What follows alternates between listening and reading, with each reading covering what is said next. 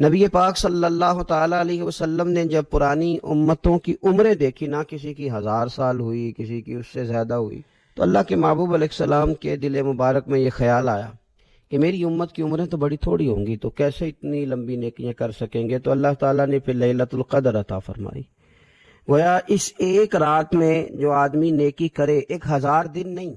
کتنا لوگوں کو شوق ہے کہ کوئی ایسا جک لگے، یکدم میری ساری چیزیں بڑھ جائیں، اس پر بھی تو ذرا غور کرے نا۔ یہ ایک رات 1000 دن سے نہیں، 1000 مہینے سے افضل ہے۔ 1000 یکدم آپ کی نیکیوں کی عمر 1000 ماہ تک چلی جاتی ہے۔ کتنی بڑی فضیلت کی بات ہے۔ میرے رسول کریم صلی اللہ تعالی علیہ وآلہ وسلم خاص توجہ دلاتے، اس رات کے حوالے سے خاص توجہ دلاتے۔ اور یہ رات کب ہوتی ہے؟ صحیح حدیث میں موجود ہے، نبی پاک صلی اللہ تعالی علیہ وسلم نے فرمایا کہ اسے رمضان کے آخری عشرے میں تلاش کرو۔ گویا یہ جو 5 طاق راتیں ہیں نا، 21ویں، 23ویں، 25ویں، 27ویں، 29ویں، ان طاق راتوں میں اس رات کو تلاش کرو۔ اس رات اللہ کے فرشتے نازل ہوتے ہیں، آسمان دنیا پر، زمین پر فرشتے اترتے ہیں۔ حضرت جبریل امین علیہ السلام انہیں لے کر کے آتے ہیں، اور فرشتے کیا کرتے ہیں کہ جو بندہ اس رات اللہ کی یاد میں موجود ہو، جو بندہ اللہ تبارک و تعالیٰ کے ذکر میں موجود ہو، جو بندہ اس دن اللہ تبارک و تعالیٰ کی بارگاہ میں کسی بھی طور پر حاضر ہو، فرشتے اس کے لیے دعائے مغفرت بھی کرتے ہیں اور رب کی بارگاہ میں التجائے رحمت بھی کرتے ہیں۔ اور ایک روایت میں ہمیں یوں بھی ملتا ہے کہ فرشتے اسے مصافحہ بھی کرتے ہیں۔ حضرت سیدہ عائشہ صدیقہ رضی اللہ تعالیٰ عنہ ارشاد فرماتی ہیں کہ جب رمضان کا آخری عشرہ شروع ہوتا تھا نا، تو نبی پاک اپنی کمر کس لیتے تھے عبادت کے لیے، خود بھی رات کو اٹھتے تھے، ہمیں بھی جگاتے تھے، کیونکہ سونے کے دن تو نہیں، یہ تو جاگنے کے دن ہے۔ ساون کی کالی راتوں میں جب بوندا باندی ہوتی ہے، وہ راتوں کو اٹھ اٹھ روتے ہیں جب خلقت ساری سوتی ہے۔ یہ رب کے بندوں کی شان ہے۔ اور ویسے بھی درویش کہتے ہیں کہ رات پوے تے بے درداں نو نیند پیاری آوے، درد منداں نو تے یاد سجن دی ستیاں بھی آن جگاوے۔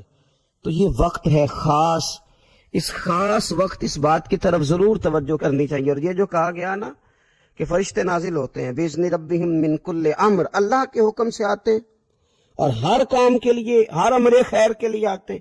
تو اس میں بھی ہمارے مفسرین نے لکھا ہے کہ وہ تمہارے لیے پورے سال کا فیصلہ کریں گے کہ تمہیں کیا دیا جائے گا، تم کیا حاصل کرو گے اللہ تبارک و تعالیٰ کی بارگاہ سے۔ تو اس کا معنی یہ ہوا کہ پھر تو یہ لینے کی رات ہے۔ ایسا نہ ہو کہ فرشتے آئے ہوں رب کی بارگاہ سے یہ پیغام کرم ہو کہ دینا ہے، اور لینے والے سو رہے ہوں، وہ آرام میں ہوں۔ تو یاد رکھیں خیرات اسی کے پیالے میں آتی ہے جس کا پیالہ سیدھا ہوتا ہے، اور اگر پیالہ ہی سیدھا نہ ہو تو خیرات پھر پیالے میں نہیں آیا کرتی۔ حضور نے فرمایا تم اتنی دیر تک ایمان کا ذائقہ ہی نہیں چکھ سکتے جب تک ہر چیز سے بڑھ کر رب رسول سے پیار ہو۔ تمہارا نا ایمان تو ہوگا، یہ بخاری ہے، 3 چیزیں حضور نے بیان کی۔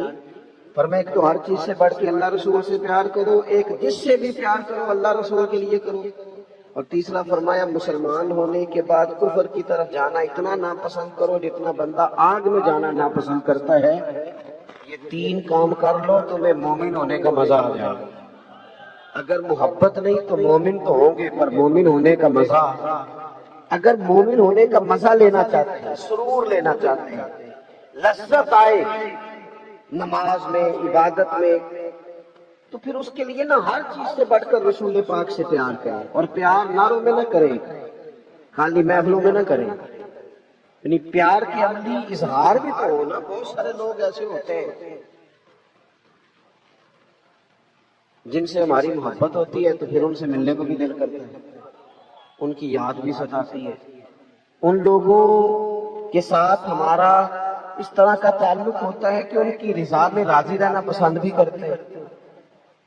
اگر حضور سے بھی محبت کامل ہو نا تو اس کا تعلق صرف رسمی نعتوں سے نہیں، اس کا تعلق تو آپ کے قلبی جذبات کے ساتھ ہے۔ نعت تو ٹکراتی ہے دل سے جا کے، لیکن نا بندہ جو گھر میں لیٹا ہوا تو بڑی ٹینشن اور بھی تو ہوتی ہے نا، سارے پوچھتے خیر ہے نا، تو بندہ لیٹا تھا رات کو رونے لگ گیا، ہچکیاں لے کے رو رہا، سیانا بیانا بندہ ہے اور رو رہا ہے۔ بچے اٹھ کے آ گئے، ماں سے پوچھتے ابا جی کو کیا ہے؟ اماں کہتی ہے پتر تمہارے والی بات یہی ہے، نے کہا پھر کام نہیں کوئی درد ہے تکلیف ہے تو ڈاکٹر کا بندوبست کرتے ہیں، وہ ٹینشن ہے تو ازالے کی کوشش کرتے ہیں، مسئلہ کیا ہے؟ ماں کہنے لگی پتر جا کے سو جاؤ، تمہارے والی بات نہیں۔ تو کہا ماں پھر بتایا تو صحیح، ہمارا والی سمجھدار ہے، اس طرح روتے دیکھا نہیں۔ تو ماں بھی رو پڑی، کہنے لگی پتر تمہارے نبی کو نا، تمہارے والد کو نا نبی پاک کا مدینہ یاد آتا ہے، حضور کا شہر یاد آتا ہے، تو وہ تڑپ ساری اس وقت۔ اس سے کیا ہوتا ہے؟ اولاد کے دلوں میں حضور کی محبت پیدا ہوتی ہے جب اس کے عملی مظاہرے، جب عملی مظاہرے بندہ کرتا ہے نا جی، تو پھر توجہ ہوتی ہے لوگوں کی، دائیں بائیں اس محبت کی خیرات بڑھتی ہے۔ تو ہمیں محبت کرنے کا کہا گیا، اللہ سے بھی، رسول اللہ سے، حضور کے اصحاب سے، حضور فرماتے ہیں، یہ ترمذی میں موجود ہے، یہ حدیث آپ یاد رکھیے گا، اللہ کے محبوب فرماتے ہیں میرے صحابہ سے جس نے محبت کی میری وجہ سے، میری وجہ سے، فرمایا جس نے ان سے عداوت رکھی میری وجہ سے رکھی، ہیں جو میرے صحابہ سے پیار کیا، ان سے محبت۔ اور جہاں تک تعلق حضور کی اولاد پاک کا ہے، صحابہ کرام علیہ رضوان نے ایک دن جمع ہو کے نا سب نے ایک جگہ کچھ پیسے جمع کیے اور لا کے حضور کی بارگاہ میں پیش کیے۔ محفل میں وہ کہاں ہوتے ہیں، وہ تو سیاسی جلسوں میں جاتے ہیں۔ ہم جو لوگ آتے ہیں درمیانے طبقے کے اور غریب لوگ، ہم بھی اپنا بعض جگہوں پہ بعض تقریروں کو، بعض باتوں کو صرف کانوں کا ذائقہ سمجھتے ہیں۔ میں جاتا ہوں محافل میں تو دوست کہتے ہیں آپ نے تو آدھا گھنٹہ تقریر کی، پورا گھنٹہ کرنا چاہیے، تو میں نے کہا میں آپ کو کس نے کہا میں مقرر ہوں، میں تو نصیحت کرتا ہوں جو مجھے بھی فائدہ دے کسی اور کو بھی دے، تو نصیحت 10 منٹ میں بھی ہو جاتی ہے۔ اگر کانوں کا ذائقہ پورا کرنا ہے تو وہ تو 2 گھنٹے میں بھی نہیں ہوتا۔ اس کا تو پھر طریقہ یہ ہے کہ عید کی اسی پچھلی باری انہوں بلایا اسی تو عید کی تھانوں بلایا، ادو بعد پھر اسی فلانے نو بلانا ہے، تو بھئی اتنے بلائے تھے تو آپ پہ اثر کیا ہوا، نتیجہ کیا نکلا، اس کا ریزلٹ کیا ہے، اس کے اثرات کیا ملا، کیا قوم کو نتیجہ خیزی کیا ہوئی۔ آپ میری بات سمجھیں، ہم نے صرف اور صرف آج بات سن کے چلے نہیں جانا، ہماری قلبی کیفیات ہو حضور کی اولاد کے ساتھ محبت کی، ہمارا لہجہ ہے اس سے پیار کا، طبیعت جمے، ایک تو ان سے پیار کرو اور دوسرا یہ دیکھو اس گھر کا طریقہ اصل میں ہے کیا۔ میں اکثر لوگوں سے سنتا ہوں نا امام حسین کی سیرت، تو وہ کہتے ہیں کربلا میں گئے تھے، بھی کربلا میں تو 50 سال کی عمر کے بعد گئے تھے، اس سے پہلے کہا تھا۔ امام حسین کی زندگی کو حجرے کے اندر ہے صرف کسی کا پتہ نہ ہو، انہوں نے بھرپور زندگی گزاری، بھرپور۔ امام علی مقام رضی اللہ تعالیٰ عنہ کا گھرانہ شان والا، ڈھکا چھپا نہیں، تو اہل بیت نبوت کا جو طریقہ اسے سمجھو۔ سب سے پہلا اس گھر کا انداز یہ ہے کہ وہ صبر والے لوگ تھے، قناعت والے لوگ تھے۔ ادھر دیکھو، تھوڑے پیسوں پر وقت گزارنے والے تھے، تھوڑی پر گزارا کرنے والے۔ حضور نے دعا مانگی تھی، یا اللہ میرے بچوں کو بقدر ضرورت روزی دینا، مال دولت جائیدادیں یہ بنائی نہیں، آئی بڑی رکھی پیار نہیں۔ کسی بندے کی، کسی غریب کی بیٹی اتنا کام کرتی ہے کہ اس کے ہاتھوں پہ چھالے پڑ گئے، لیکن حضرت فاطمہ کے پڑ جاتے ہیں۔ یہاں لوگ کہتے ہیں وہ بچی آ گئی تھی جی میں کیا کرتا، تو نبی پاک کے پاس آ کے حضرت فاطمہ الزہرا نے کہا کہ یا رسول اللہ سنیں آپ کے پاس غلام آئے، تو ایک غلام مل جائے تو چکی پیس دیا کرے گا، گھر کے کام کاج کر دے گا۔ تو نبی پاک نے فرمایا پتر تجھے بہتر نسخہ نہ دوں، یا رسول اللہ فرمایا 33 بار سبحان اللہ پڑھا کر، 33 بار الحمدللہ پڑھا کر، 34 بار اللہ اکبر پڑھا کر، جب تسبیح ختم ہوگی اللہ غلام آزاد کرنے کا سبب ہے کہ نبی پاک نے فرمایا پتر گھر کے کام خود ہی کر دے گا۔ یہاں کہتے ہو اوہو بچی سسرال میں بڑی دکھی ہے جی، کیا کرتی ہے جو روٹیاں پکاتی ہے۔ کنز الاموال میں یہ لفظ موجود ہے کہ اونٹ کے بالوں کی بنی ہوئی چادر اوڑھ کے سیدہ فاطمہ کو چکی پیس رہی تھی۔ بچے کے لاڈلا، میرا بچہ لاڈلا جی، کیا لاڈلا، کام کوئی نہیں کرتی، ان کچھ نہیں کہنا لاڈلا ہے. اتنا دنیا میں کوئی لاڈ کر سکتا ہے جتنا نبی پاک نے اپنی بیٹی سے کیا ہے؟ ہم تو اپنے بچوں کی تباہی اتار رہے ہیں، ان کی صلاحیتیں ختم کر رہے ہیں. نبی پاک صلی اللہ تعالی علیہ وسلم نے دیکھا کہ سیدہ چکی چلا رہی ہیں، تو حضور نے دیکھتے ہوئے یہ نہیں فرمایا کہ فاطمہ میں کو بندوبست کرتا ہوں، میں نکلتا ہوں، میں کچھ لاتا ہوں. نہ، حضور دیکھ کے آنکھوں میں آنسو آئے اور پتہ فرمایا کیا؟ فرمایا پتر دنیا میں تھوڑی سی تکلیف برداشت کر، آخرت کی ساری عزتیں اللہ تجھے ہی عطا فرمائے گا. اپنے گھر میں کام کاج کرنا، تھوڑے پہ گزارا کرنا. اچھا پھر لطف کی بات یہ ہے کہ جتنے سیرت نگار ہیں نا، اہل بیت کی سیرت لکھنے والے، وہ سب لکھیں گے کہ مہینہ مہینہ گھر میں کھانا نہیں پکتا تھا، چولہا نہیں جلتا تھا، کھجور پانی پہ گزارا. ہمارے تو شام کو روٹی مرضی کی نہ پکی ہو تو بچے موبائل توڑ دیتے ہیں. چلو تھوڑی جی گل بڑھے بھی کر لیں گے، یعنی وہ صاحب بھی اگر آ جائے ان کی مرضی کی روٹی نہ پکی ہو تو بھی کہتے تو پھینکے جا. اس لیے کہ یہ تو نے کیا پکایا ہے، سنو یہ حضور کا طریقہ مبارکہ بھی سنو.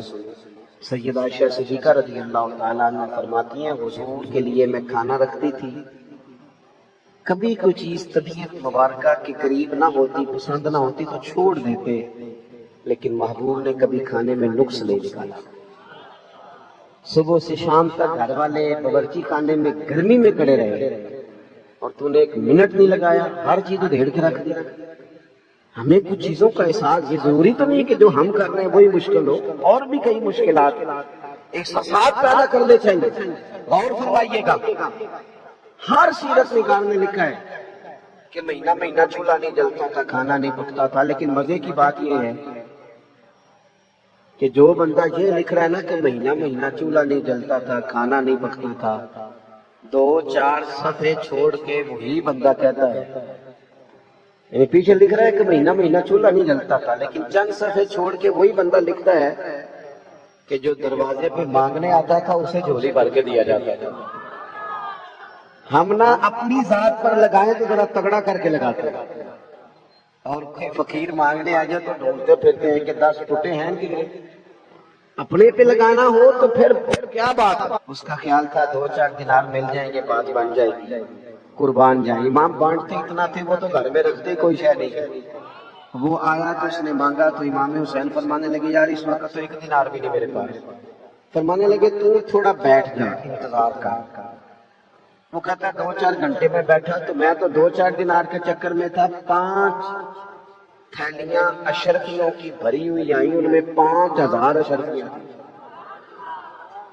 تو میرا خیال تھا کھلے گی تو 2-4 مجھے بھی مل جائے گی، اور قربان جاؤں سیدہ پاک کے لال کے، انہوں نے 5 اٹھا کے میری جھولی میں ڈال دیا. اب تنگی یہ نام آپ نہ جاؤ اور بھی کچھ مانگ، 5 اٹھا کے ڈال دی. کہتے میں ابھی سکتے نہیں تھا، پریشان تھا، کتنا دے دیا. ابھی میں سوچ ہی رہا تھا کہ حسین ابن علی بولے. فرمانے لگے یار ذرا معاف کر دینا، تمہیں انتظار کرنا پڑا، ذرا معاف کر دینا. مزاج میں سخاوت ہو. سخی پیسے والا بندہ نہیں ہوتا، پیسے والا تو پلاٹ بناتا ہے. پہلے اس کا دل ہوتا ہے کہ مجھے اللہ دے گا تو میں خرچ کروں گا، پھر جب وہ اس کو مل جاتے ہیں پھر اس کے خرچے بڑھ جاتے ہیں، پھر اس کو سامنے والا پلاٹ پسند آ جاتا ہے، بڑی گاڑی پسند آ جاتی ہے، پھر وہ چکروں میں پڑ جاتا ہے. مالا والے سخی نہیں ہوتے تو سخیاں کل مال نہیں ہوتی. ہاں ایتھے اوتھے دونی جہانی سخی کنگال میں نہیں ہوتا، ہمیشہ اللہ کے راستے میں دینے کا ملا. تیسری بات جو ہم نے سیکھ لی، ایک تو سادگی، دوسری سخاوت، اور تیسری بات اہل بیت نبوت بہادر لوگ تھے. ویڈیو بنا کے چڑھاتے، کہتے ہیں وہ بکرا ذبح کیا تھا تو بچہ رو پڑا. تو جو بکرا ذبح ہونے پہ روتا ہے وہ میدان میں جہاد کیسے کرے گا؟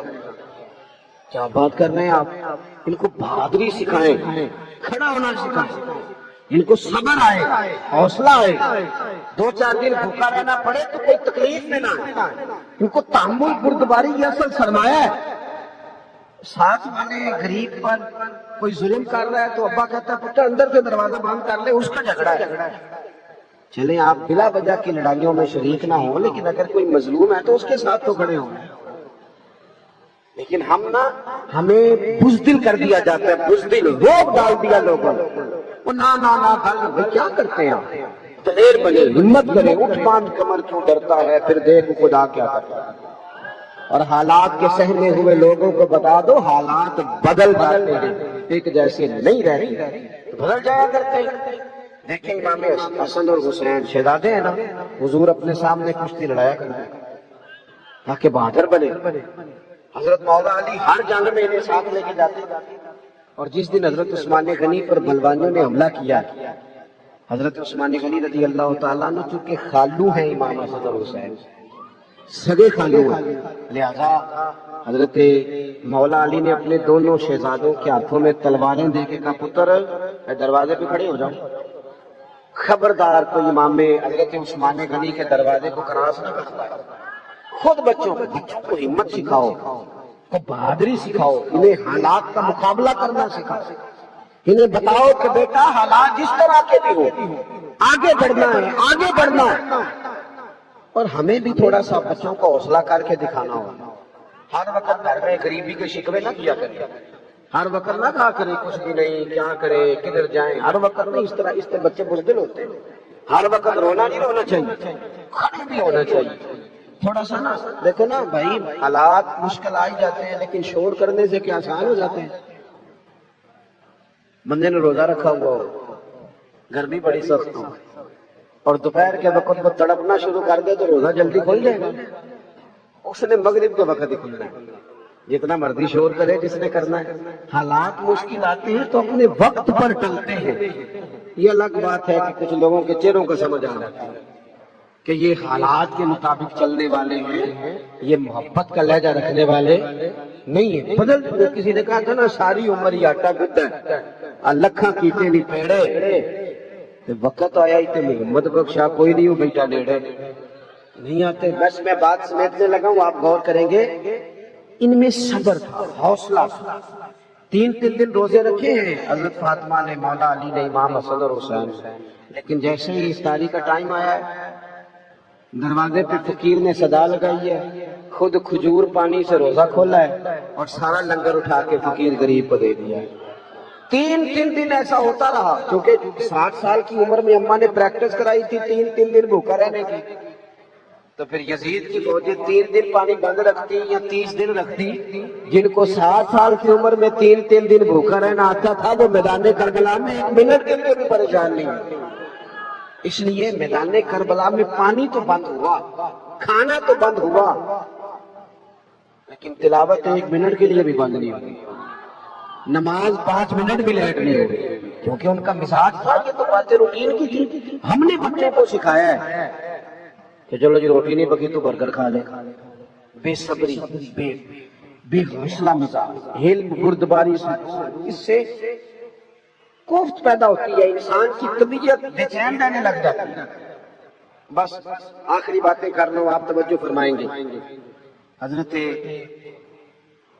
امام حسن اور حسین بہت بڑے عبادت گزار تھے تو پتہ نہ کچھ لوگوں نے نسبت بھی بڑی تگڑی ہے کئی بار اسٹیج سے کہتے ہیں تو نمازاں سنبھال کے رکھ ساری نسبت بڑی ہے خدا دیا بندیاں تیری کوئی علیحدہ نسبت ہے لیکن کی سب سے تگڑی نسبت ہے امام حسن اور حسین سیدہ فاطمہ سارا دن کام کرتی تھی رات کو بندہ پوری طرح تھک جاتا ہے پر سیدہ پاک مصلی بچھا لیتی ساری رات نماز پڑھتی ہم سے سارے کام کرا لو تسبیح نہ پڑھاؤ سارے محفل 4 گھنٹے کی کرا لو نماز 5 منٹ کے لیے پڑھیں گے دوڑ جائیں پتہ نہیں کیا مسئلہ میں نے کئی دفعہ دیکھا ہے کہ مسجد کے حجرے میں میٹنگ ہو رہی ہے اور بڑی لمبی باتیں مشورے کمال ہے ہو فلانے کو یہ کرنا چاہیے مولوی بگڑ گئے پیر بگڑ گئے فلانا بگڑ گئے بڑی باتیں ہو رہی ہیں تنظیمیں جماعتیں خراب ہو گئی لیکن نماز کا ٹائم آتا ہے تو ان میں سے ڈھیر سارے بندے جن کو کام یاد آ جاتا ہے آپ بیٹھے رہے نا آپ آدھا گھنٹہ بیٹھے گپ شپ کریں کوئی مسئلہ نہیں لو جی تسبیح لو 500 والی درود شریف پڑھو نیند آنی شروع ہو جاتی خدا کے بندو یہ عمل کب کرنا ہے خیر کب کرنی اور ادھر مذہبی سٹیج ہے بے عمل بنایا جا رہا ہے لوگوں کو بے عمل نہ تھا اللہ ماشاءاللہ دنیا داری دکانداری ان کے رابطے بھی ڈائریکٹ نوجوانوں سے ہوتے ہیں وہ کہتے مولوی صاحب نہ دسیاں اپنے بابو سے ڈائریکٹ رابطہ، کہیں ایسا نہ ہو کہ وہ ساتھ یہ بھی کہہ دے کہ کوئی شرح کی بھی بات کرو. تھوڑا سا چیزوں کو سمجھو، حقیقت پسند بنے، حقیقت پسند. یہ سیلاب آیا ہوا ہے، ضرور جائیں کلان نران، ضرور بڑے بڑے لمبے خرچے کریں، لیکن چلو ان دنوں میں خیال کر لیں ان لوگوں کا جو بیچارے مصیبت زدہ ہیں. مومن تو ایک جسم کی طرح ہوتا ہے. اللہ کے محبوب علیہ السلام نے فرمایا ایک جگہ کو تکلیف ہو تو سارا جسم قابو آ جاتا ہے. ہمیں کیوں تکلیف نہیں ہو رہی جن کے گھر لٹ گئے، اجڑ گئے، لوگ سڑکوں پہ خیمے لیے بیٹھے، ہم موج میں، ہماری وہی دعوتیں، وہی سارا معاملہ، وہی سیر سپاٹے، توجہ ہی نہیں کرتے. اور جو لوگ اپنے علاقے میں توجہ نہیں کرتے وہ باقی پوری دنیا کے مسلمانوں کا کیا خیال کریں. تھوڑا سا اگر خیال کیا جاتا، جوڑے کم خرید لیے جاتے ان دنوں میں، چلے کوئی تھوڑی سی جو ہمارے اوپر کے خرچے ہیں وہ تھوڑے کم کر لیے جاتے تو کوئی حرج والا مسئلہ. غلط تو نہیں کہہ رہے؟ دیکھیں نا یہاں روٹی سادی کھا لی جائے، کچھ اخراجات سمیٹ لیے جائے، کچھ ان غریبوں مسکینوں کا خیال کیا جائے. بڑے بچے پڑھ سکتے ہیں لیکن صرف یہ ہے کہ ہمارے جو اوپر کے اخراجات ہیں وہی ہم نے بڑے بنا لیے. آمدام برسر مطلب عبادت سے رشتہ بنائے. ہم نا بڑے پریشان ہوتے ہیں بہت سارے لوگ، لیکن کچھ دکھ بڑے ذاتی ہوتے ہیں، کسی کو بتائے بھی نہیں جا سکتے. وہ اندر رکھ کے بندہ پریشان ہو جاتا ہے. بڑی نجی سی باتیں ہوتی ہیں، خاص کسی سے بندہ کہہ نہیں سکتا. بڑے لوگ کہتے ہیں کہہ دو جی بھائی کہیں جا ہی نہیں سکتی، کیسے کہے؟ ذاتی قسم کی بات ہے. حل کیا ہے مسئلے کا؟ حل یہ ہے کہ 2 رکعتیں نماز پڑھو، پھر دعا کے لیے ہاتھ اٹھاؤ. جو کسی سے نہیں کہہ سکتے وہ رب رسول سے کہہ دو، کھول کے کہہ دو. دل بھی ہلکا ہو جائے گا، عزت بھی قائم رہے گی. اور جب بندہ رب رسول سے کہتا ہے تو فضل بھی بڑی جلدی ہوتا ہے.